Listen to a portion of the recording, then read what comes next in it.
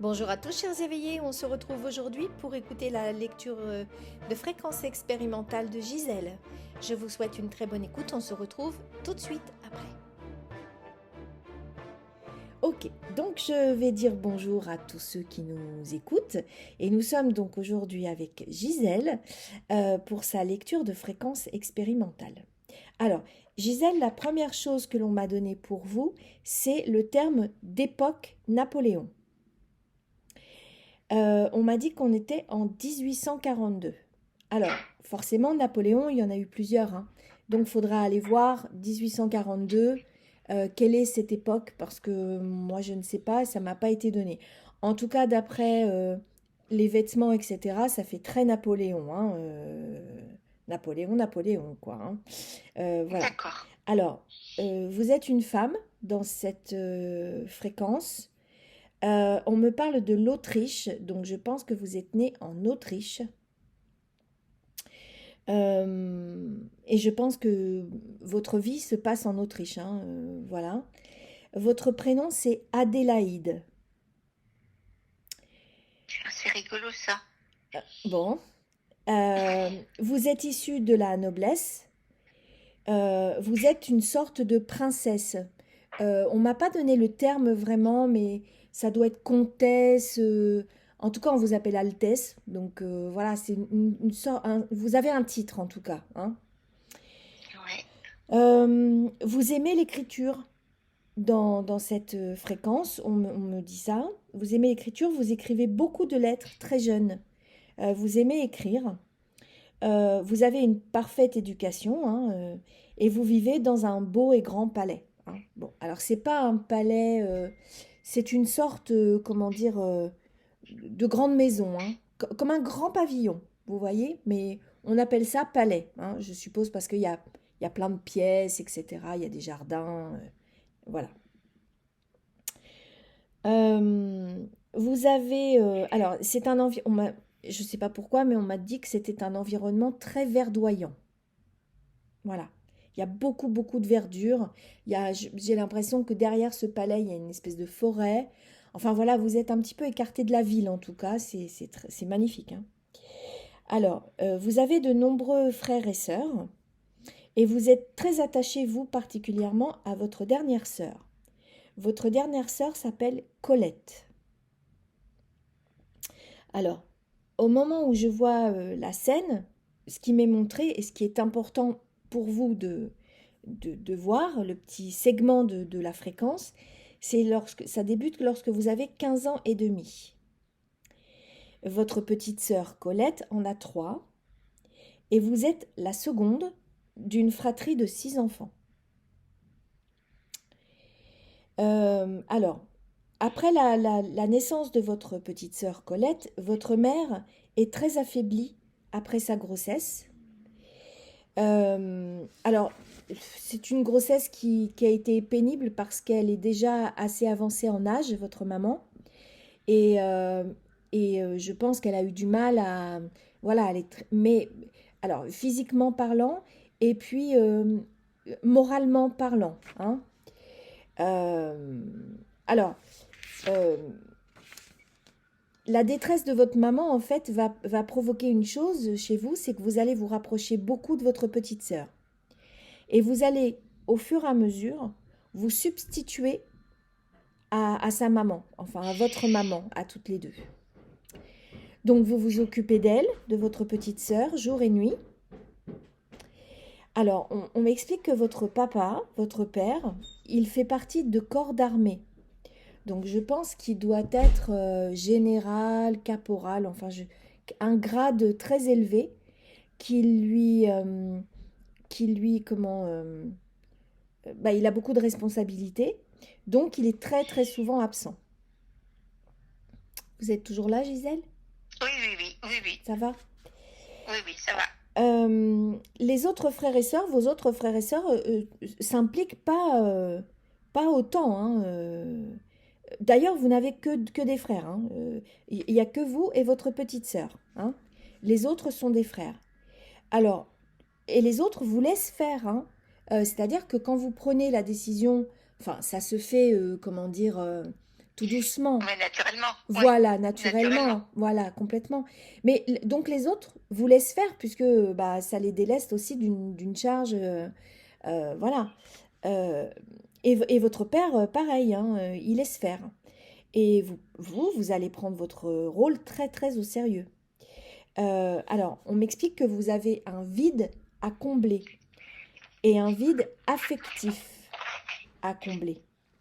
Si vous notez que je vais trop vite, faut me le dire, hein, Gisèle, hein. Oui, oui, non, ça va. Ça va? Vous me le dites, hein. Oui, ça va. Oui, oui. Bon. Alors, vous êtes très différent de vos frères et sœurs. Euh, vous étiez très attaché à votre maman, mais elle a eu un manque d'affection pour vous. Elle ne vous a jamais prouvé qu'elle vous aimait. Elle avait un tempérament, alors quand je dis elle, elle avait, c'est parce que au moment où je lis votre fréquence, qu'on me donne vos informations, j'emploie le passé parce que elle est plus, que c'est comme si elle était plus vivante, hein. Elle est complètement absente, elle n'interagit plus dans la vie familiale. D'accord. Donc c'est pour ça que je parle d'elle au passé, mais elle est encore vivante à ce moment-là. Donc on m'explique qu'elle est d'un tempérament très froid, très strict, et qu'elle préfère les garçons. Elle a une préférence pour avoir des garçons et non pas des filles. Donc elle est très démonstrative, pardon, à leur égard. Et, euh, et voilà, et c'est pour ça que vous avez, euh, comment dire, cultivé ce vide, hein. Il y a comme un vide en fait, affectif chez cette jeune fille. Alors on m'explique que vous n'étiez pas non plus très bonne élève. Quand vous aviez, quand on vous donnait des leçons, vous manquiez de beaucoup de concentration parce que tout vous ennuyait très vite. Vous aviez l'impression de connaître déjà ce que le professeur allait dire à l'avance et donc vous tourniez en rond assez rapidement. Donc du coup, plutôt que de rester et d'attendre que ça se passe comme une gentille fille, eh bien, vous allez développer un côté un peu insolent. Donc, les professeurs, alors ce sont des précepteurs, hein, qui venaient à la maison, vous n'alliez pas à l'école, hein, se plaignent forcément énormément de vous, hein, et vous avez un petit côté provocateur quand même un petit peu, hein, vous aimez bien les titiller, quoi, les pousser à bout, on va dire. Dans le but, toujours d'écourter les leçons, parce que ça vous... Bon, parlons clairement, ça vous saoule, quoi. Voilà, il y a pas d'autre mot. Les leçons d'éducation, d'histoire, de bienséance, etc. C'est vraiment pas votre truc, quoi. Vous, ce qui vous plaît dans la vie, c'est que vous voulez vous marier et avoir des enfants. Et vous aurez selon vos perceptions à vous, hein, bien évidemment, si vous arrivez à vous marier et à avoir des enfants, vous serez comblé, hein. Vous avez le sentiment de pouvoir combler ce vide en vous mariant et en ayant des enfants. Alors, C'est quand même drôlement rigolo, hein. c'est quand même drôlement rigolo les lectures karmiques, je sais, oui, je sais, Gisèle. C'est incroyable, hein. Oui, on va en discuter après. Je comprends votre frustration, vous voudriez dire tout là tout de suite, mais on va attendre un Ouais. petit peu, Ok, hein. ok. J'écoute. Alors, la santé de votre maman se met à décliner assez rapidement. Elle ne veut plus recevoir personne, ni voir personne, sauf, j'ai l'impression que c'est comme une femme de chambre ou, oui, c'est quelqu'un qui lui apporte des soins, quelques soins en tout cas. Euh, alors elle devient irritable, hein. Je vois des scènes comme on lui amène des bols de soupe, elle les jette par terre. Enfin voilà, elle devient complètement incontrôlable. Elle est exécrable avec les gens qu'elle côtoie, les quelques personnes. Euh, elle souffre en fait, elle est en souffrance cette femme. Et on me dit, alors je pense que ça ne se connaissait pas à l'époque, mais on me dit qu'elle fait une dépression postpartum, pardon. Je pense que Ouais, voilà, c'est les dépressions qu'on a quand on vient d'accoucher, vous savez. ouais, ouais, ouais, ouais. On m'indique qu'elle a 42 ans, hein, lorsqu'elle souffre de ça, hein. Donc elle s'arrête de s'alimenter et elle veut se laisser mourir, tout simplement. Alors, au fil du temps, vous allez vous substituer complètement à votre maman. Et là, on arrive dans la partie vraiment moins rigolote, hein, de la lecture. Euh, et elle va se substituer, cette jeune femme, dans tous les rôles de sa mère. Petit à petit, hein, il y a un espèce de côté vicieux parce que elle s'enfonce dans son rôle, mais les gens autour d'elle la laissent faire par facilité, par commodité. C'est plus facile, il y a quelqu'un qui prend tout en charge, donc peu importe, on la laisse faire parce que ça nous dédouane, parce que voilà, on est plus tranquille comme ça, hein. Ça nous assure une espèce de tranquillité. Donc il y a un espèce de petit côté vicieux comme ça, et, et tout le monde, hein, les autres enfants, donc vos frères, les domestiques, votre père compte soudain complètement sur vous et vous commencez à prendre toutes les décisions concernant la maison, son fonctionnement, enfin bon. Et alors vous êtes comblé. Parce que sans même devoir vous marier, ben, vous avez comblé cette espèce de vide en vous occupant de tout et de tout le monde. Alors, on m'indique que vous organisez de A à Z les funérailles même de votre maman qui finit par décéder. Tout le monde vous donne leur aval, leur assentiment pour être elle, hein. Et elle, c'est votre maman. Votre petite sœur commence à vous appeler maman. Et là, vous allez commencer à parler à votre père, vous vous adressez à votre père comme si c'était votre époux.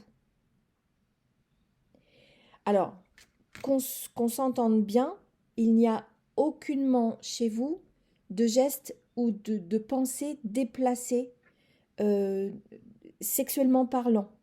C'est pas ça qui vous intéresse. Vous, c'est le statut. Voyez, vous n'avez aucunement envie de coucher avec votre père. C'est pas du tout ça, hein. C'est vraiment le fait d'avoir une position et que tout le monde ait besoin de vous. Voyez, c'est ça en fait, votre désir à vous, votre envie. Donc quand vous commencez à parler comme si c'était votre époux, c'est pas en termes euh, je sais pas comment dire, intime, je sais pas Oui, comment le dire oui, j'ai autrement, compris, oui. hein, Oui, oui, c'est vraiment en oui. termes de statut, de Au, ni- position. au niveau de la maison, quoi. C'est ça, hein. Euh, alors au début, il ne se rend pas compte, hein, parce que alors lui, pour le coup, il fuit de plus en plus ses obligations familiales, hein. Il a l'impression d'avoir trouvé la panacée avec vous, hein, puisque sa maison continue de tourner. Vous vous lancez dans la tâche à bras-le-corps, hein, vous prenez ça avec le plus d'engouement, vous êtes complètement dedans, quoi. Et lui va se réfugier dans son travail. Alors il prend de longues missions lointaines, hein, je pense qu'il va à l'extérieur du pays, il s'en va pour effectuer des missions. Et, et en fait, bah, pendant tout ce temps-là, bah, c'est vous qui gérez la maisonnée, quoi, hein. Euh, alors, à un moment donné, il va revenir quand même.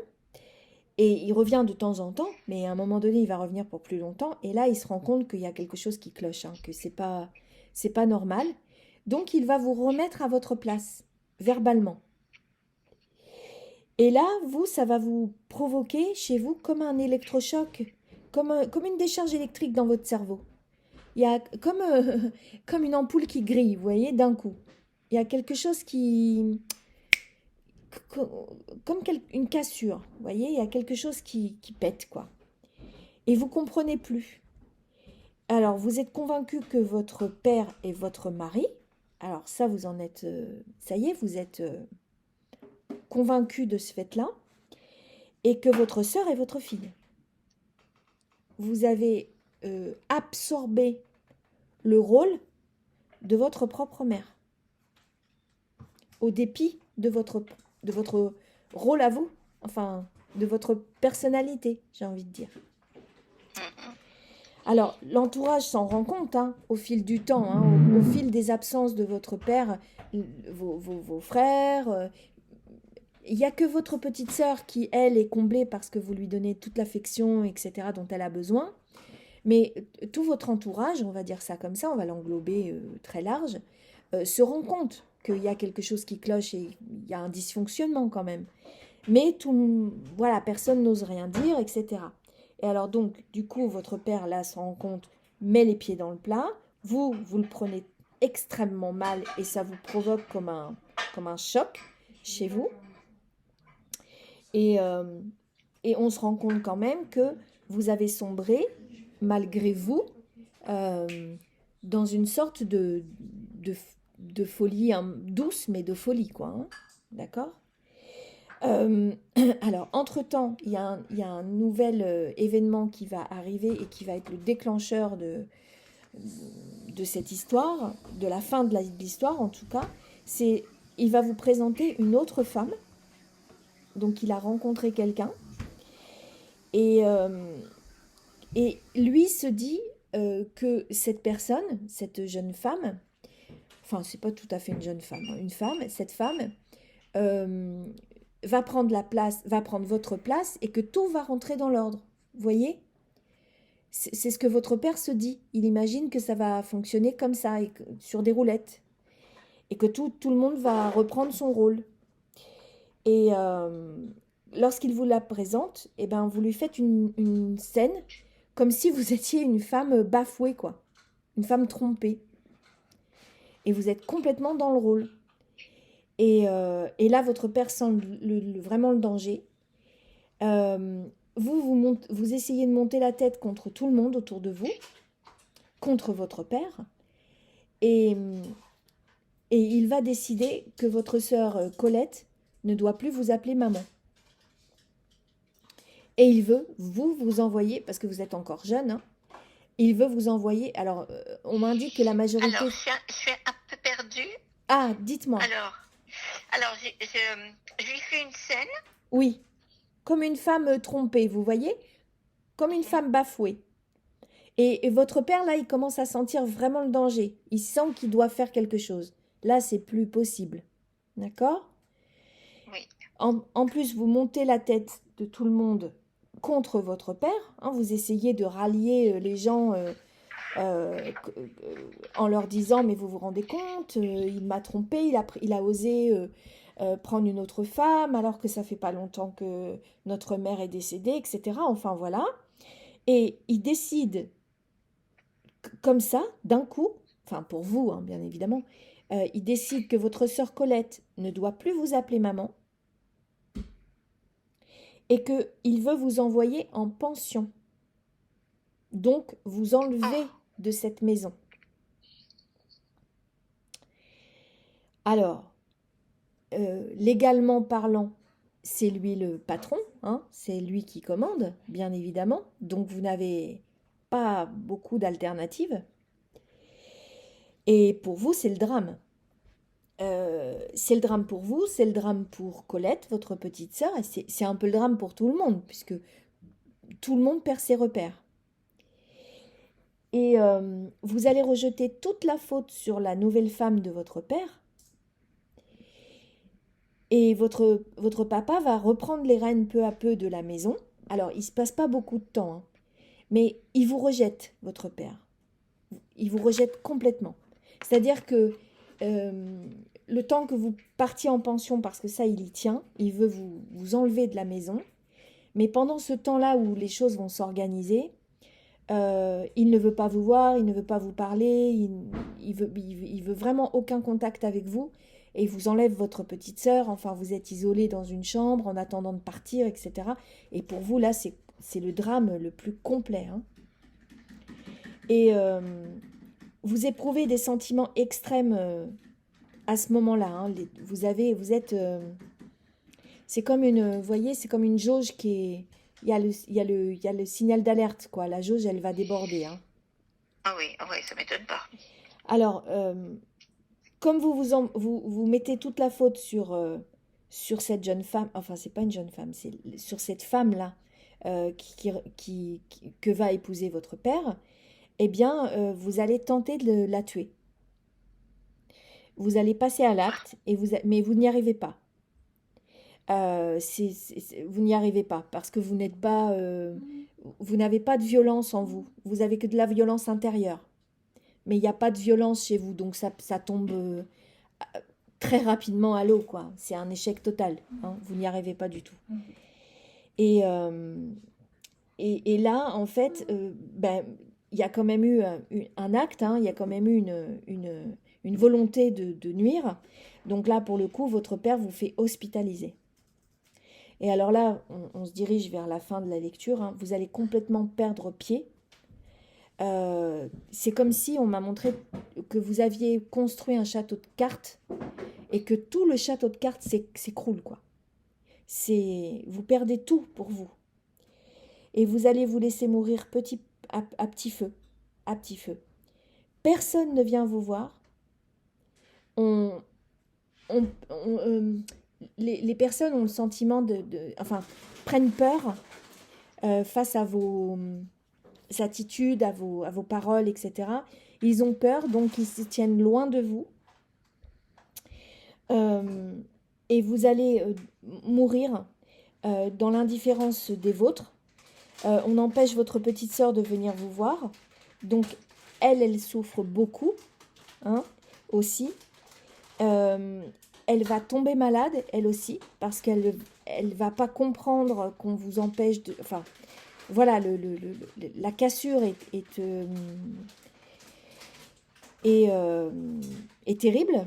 Donc, elle aussi, elle souffre. Et voilà, l'histoire se termine comme ça. Vous mourrez dans cet hôpital. Enfin, c'est pas vraiment un hôpital, c'est comme un institut, quelque chose comme ça. Un asile. Un asile où on met les fous. Peut-être pas asile, parce que si vous voulez, de par votre... Enfin, pas l'asile comme on pourrait l'entendre, nous, où il y a des gens qui se traînent un peu partout dans les couloirs, c'est sordide, etc. C'est pas tant ça, alors c'est pas mieux, hein, parce que voilà, mais vous êtes plus... Enfin, comme vous avez un statut et il y a de l'argent, votre père vous met pas dans l'asile, le premier asile comme ça. Donc c'est plus une clinique où on accompagne, j'ai envie de dire ça, mais enfin bon, quoi qu'il en soit, vous y mourrez et vous y mourrez seul et pas dans... Enfin, c'est pas joyeux, quoi. Voilà, c'est pas joyeux. Vous avez beaucoup de ressentiments, vous cultivez des sentiments vraiment négatifs à ce moment-là et vous avez l'impression d'avoir échoué. C'est un terrible échec pour vous. Enfin, voilà, en plus de ça, vous avez une espèce d'incompréhension de ce qui vous est arrivé parce que vous avez quelques moments de lucidité mais sinon vous êtes complètement prise par cette histoire, quoi. Vous vous êtes laissé, je pense qu'absorber, c'est le bon mot, vous voyez, complètement absorbé par ça, quoi. Voilà, vous avez glissé tout doucement vers la folie, quoi. Hein. C'est ça, c'est ça. Voilà pour cette lecture, Gisèle. Alors, moi, je vais arrêter l'enregistrement et puis on va continuer de discuter, nous, et puis de décortiquer cette affaire. Vous avez plein de choses à me dire, j'en suis sûre. Ah oui, c'est... Allez, j'arrête. Hop. Voilà, chers éveillés, j'espère que vous avez passé un bon moment. On se retrouve très vite pour de nouvelles vidéos. En attendant, prenez bien soin de vous. À bientôt. Ciao, bye bye.